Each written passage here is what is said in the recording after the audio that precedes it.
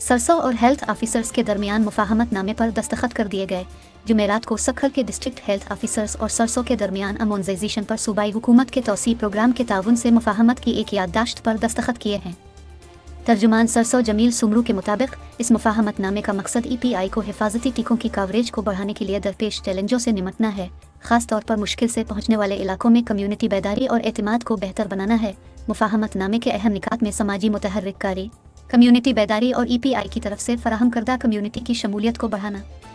तमाम कम्यूनिटीज़, खास तौर पर दूर दराज, कच्चे और दरियाई इलाकों में पहुंचने पर तवज्जो मरकूज़ करना शामिल है।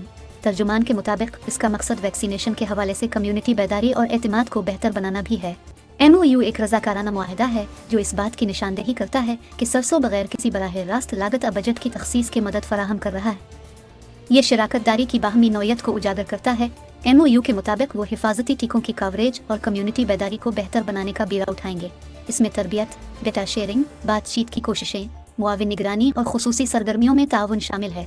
इस मौके पर सरसों के चीफ एग्जीक्यूटिव ऑफिसर मोहम्मद तलकल हो, EPI सिंध के project director doctor Mohammad Naeem, additional director doctor सेल रजा शेख, DHO सक्खर डॉक्टर वजीर अहमद फल, डॉक्टर सनील राजा, यूनिसेफ के डॉक्टर अमजद, WHO के डॉक्टर रमेश कुमार, डॉक्टर असलान मेमन और दीगर मौजूद थे।